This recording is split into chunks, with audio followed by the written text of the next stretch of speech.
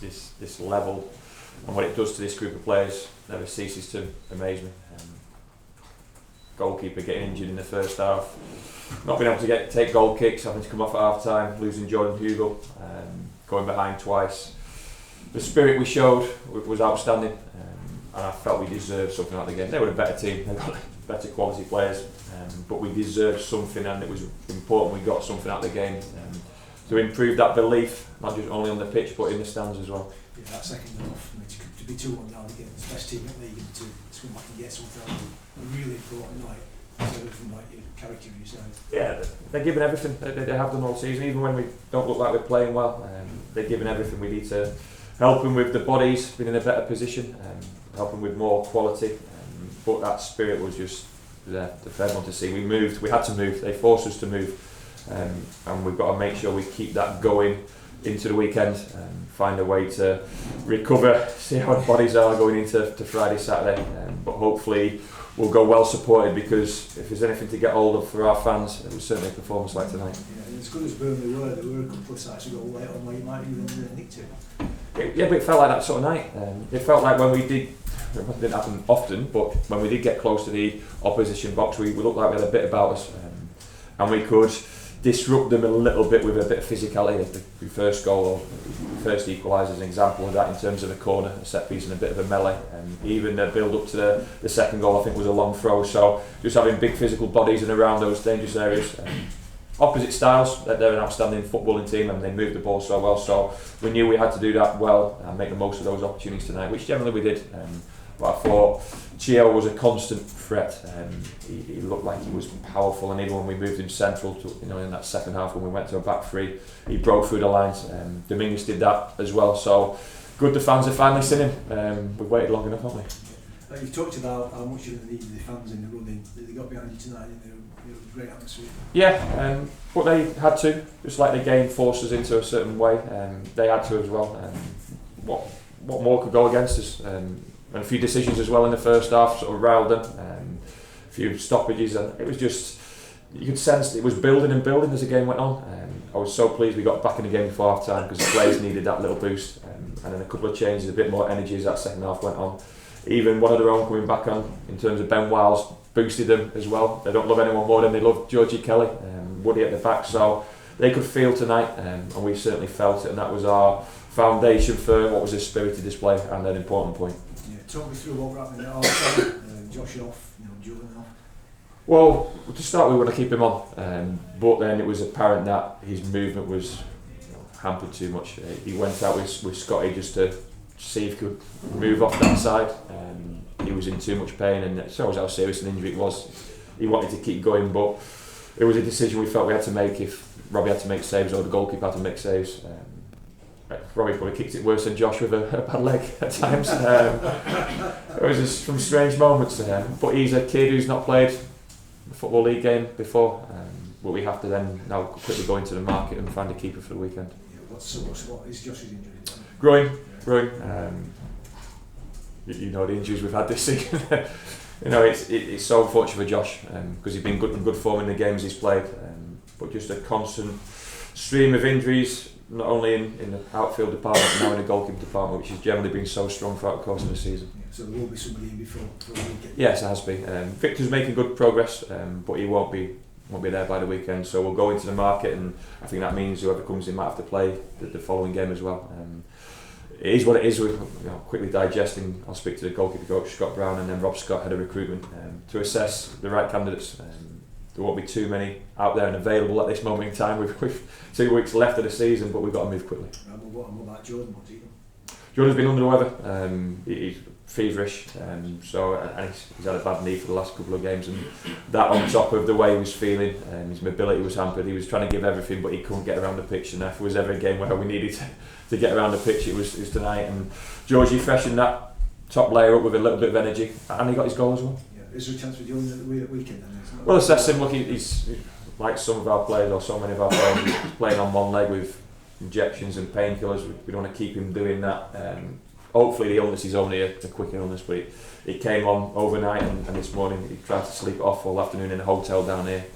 He could just see he wasn't moving well at all, and his whole body language and demeanour was a little bit down. So hopefully we're protected him going into the weekend, but I honestly don't know what we'll get. Okay, Robbie Humphrey, baptism of fire for a young lad. Yeah, your league debut, he's had no experience to fall back on. Sometimes that's the best way. Sometimes that's the best way, and sometimes it's best when you don't have time to think and prepare for a fixture. You're just thrown into it at half time. Did what he had to do. Like we said, a couple of questionable kicks to make us a little bit more nervous, but even more so with the away fans right behind him. He was relatively composed. He's not the brightest kid on the block, and that probably helped him a little bit. He's probably typical goalkeeper. He probably had to think a little bit less and just keep the ball at the back of the net. Yeah, and you mentioned it already, but Wilds are coming back after nearly 4 months. Yeah, that's a huge boost. It is probably not quite ready yet on the bench because of Rathbone's injury problems continuing, and the history with Burnley.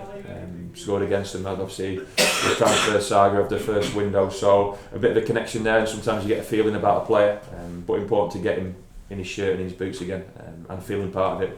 We hopefully have possibly Tyler and Ollie back for the weekend, so we look a little bit stronger by then. We might have lost a couple, definitely lost a couple from tonight, but we need Ben to get another couple of days training because he's not trained enough as yet, and then he's in contention for selection. Right, just a sad note at the end of a brilliant night. I saw that the Burnley players doing their runs towards the cup just as Rotherham's players were celebrating with the cup. I could tell that you weren't best pleased about it. No, I said my piece. I think it was an honest mistake. I'd like to think it was an honest mistake. Look, Burnley are champions elect. They've won the league, and they deserve all credit in relation to that. But there were times tonight where I thought things were going their way, and just moments where it was an important moment for our players and fans. That they didn't need to do it, but I'm sure it was just an honest mistake. But I said what I needed to say, and they understood it. Okay, finally, you're staying up, aren't you? If we've got a spirit like that, we give ourselves a chance.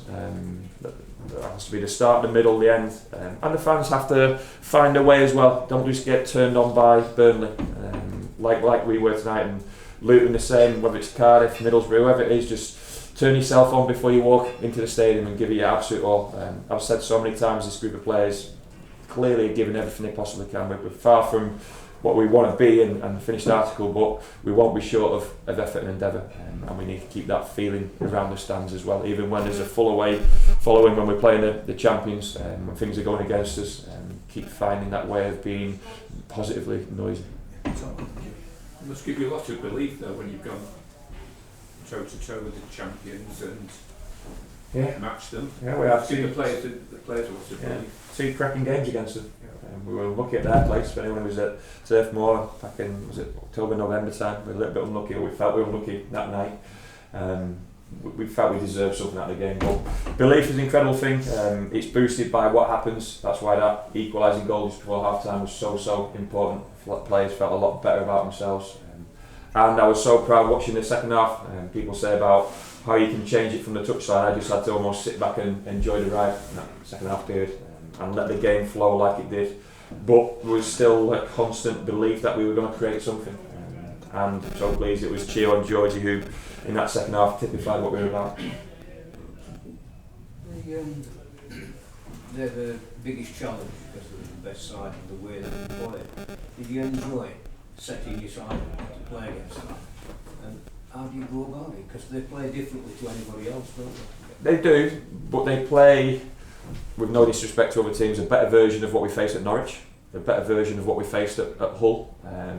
They move the ball better than anyone in the league, but the way they rotate and move, they actually threaten the space behind better than anyone I've seen at this level. It's just such a fantastic lesson for any coach, any manager, no matter who is on the pitch for them in their forward line, midfield line, even full-back line. They threaten the space in behind first and foremost, constantly making your defenders go backwards and then creating space elsewhere on the pitch. Do it better than any team I've ever played against or ever coached against. So we had to prepare the group to go both ways tonight as opposed to just one way out of possession, but also try and encourage them that when we did get a sniff of the opposition goal, make the most of it. And that's what we felt tonight, and the belief from that corner. I've been saying a lot about set pieces, and Shane's delivery was important tonight, and then the long throw leading to the second equaliser. make the most of those moments, and we had bodies on the end of certain physical battles close to their goal. Yeah, 'cause they're not a loop at defending set pieces, are they? No. They're not No, the they're- best at defending set No, pieces. they're a moving team, they're a mobile team, with no disrespect to a team like Luton. They've not got the size, the natural big boys at the back. So we felt we could target those areas. It was going to be the amount of times we could actually target it and sustain it and withstanding pressure elsewhere. But I just hope it was an entertaining game. It sounds strange against when you prepare for a game like that, it should be the most tactical game you come across as manager throughout the course of the season against the best team in possession. But like I said, I just had to stand back in that second half and just let it flow. We made the changes, but we didn't change too much other than going to that back five at certain times, because the players were just in a rhythm where they needed to be. Did you think, straight after half time, that they were moving the ball quicker than what they'd done the first half? Did you think, they're moving it a bit quicker, a bit? Yeah, they moved, had sense of change of shape. They moved it really well and started to overload certain areas of the pitch. They trust each other in possession, where they move through the space which is immediately in front of them, and they overload the opposite space. It's fantastic to work towards, and that just pinned our wide players back in that 4-3-3, hence why we went to wing backs. It also meant Chio spent more time attacking than he did defending.